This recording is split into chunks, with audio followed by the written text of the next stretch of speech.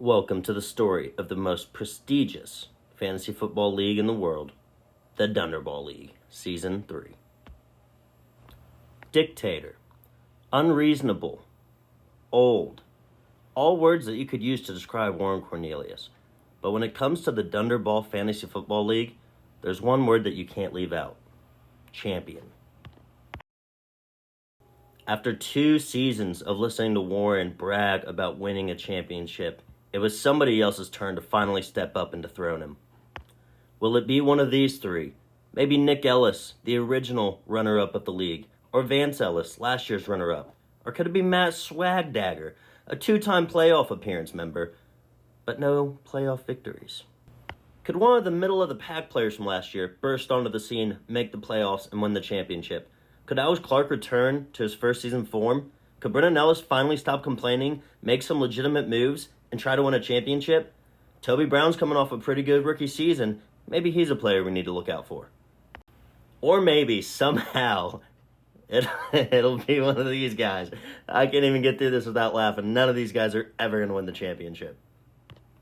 Before we knew it, the 3rd season of the Dunder Fantasy Football League was underway, and it was as intense and dramatic of a season that we have ever seen.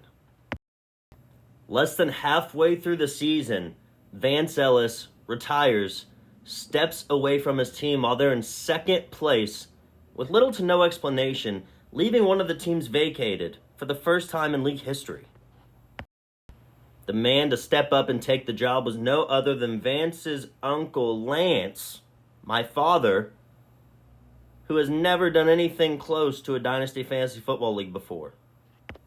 And adding him immediately created some of the most dramatic sequences in league history. Lance put down the crown bottle, hopped on the computer, and made a trade that may have changed the trajectory of this league forever.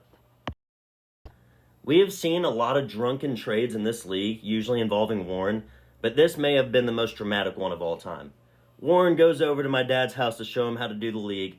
He's been talking about how bad he wants Alec Pierce, how much he likes Dameon Pierce, and now he gets him from my dad. Gives him Austin Eckler for these 2 young guys, and a few days later, the trade still hasn't gone through. A week goes by. We asked what happened to the trade. Warren said, I never accepted that thing. I was just kidding. I never even accepted it.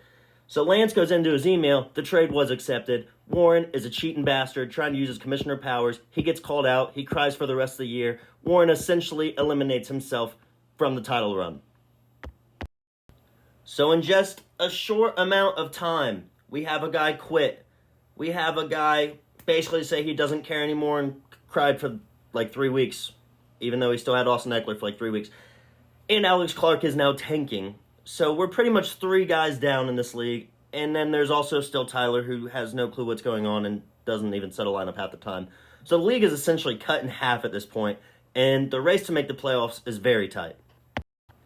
So after the league battled and battled and battled, the playoffs were set with me at the 1 seed at 13-1, listening to everybody cry and complain about how good my team is all year long. Trust me, it was exhausting.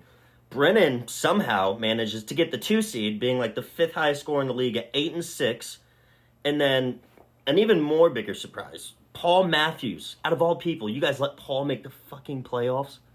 Paul, out of everybody, Paul Matthews makes the playoffs. And Toby, in his 2nd season, sneaks his way in at 7-7 as well. The playoffs are set. It's me versus Toby. It's Brennan versus Paul. Big rivalry game. Year 3, let's go. Round 1 of the playoffs went pretty much as expected, with me beating Toby by almost 100 points and listening to everybody cry about it even more. Brennan and Paul had a dramatic game, as they always do, with it looking like Paul had the game won, and then some crazy shit happened. Brennan, as always, ends up beating Paul. He literally owns him in every sense, every way. It's starting to get kind of sad, because I do like Paul, but I don't know. Brennan fucking owns him, I guess. So, championship set, me versus my little brother Brennan, and we all know what happens.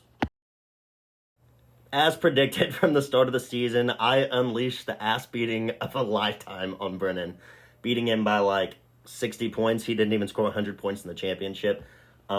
Pretty brutal, but what a fun season, especially for me. Unfortunately, I didn't even get 24 hours to be happy about my championship because all I did was listen to this fucking league cry and cry and cry. And not even a day within me winning the league. A lot of things happened, a lot of arguments happened, a lot of leaving the group chat, quitting the league, and something even crazier. For the first time in league history, somebody was actually kicked out of the league. Warren decided that he didn't want Toby around anymore. Toby was saying he didn't really like the league and that he could run the league as good, if not better than Warren could. And Warren said, well, why don't you go try that, bud? And fucking kicked him out, leaving him and I guess his co-owner at that point, Vance, without teams. So now we got this new guy named Nick also, the third Nick. I just call him New Toby. He seems a lot like Tyler. He hasn't said a word since he's been added to the league, so I'm sure he's going to be a fantastic addition. And I almost forgot, shout out to Nick Miller. He got 5 wins this year, which isn't a lot, but it's more than he's had in his entire career altogether. He's starting to become more of a human, less of a robot. And he didn't win the sacko. Alex Clark won the sacko this year. He was tanking. You know how that goes, tanking, right? Essentially, he actually just gave me all his good players before the season, thinking he was doing a good job, and then cried about how good my team was after he made my team like that. So Alex Clark is your new sacko. Brennan got second. You would have thought the guy won the Olympics. He was so happy. It was so adorable.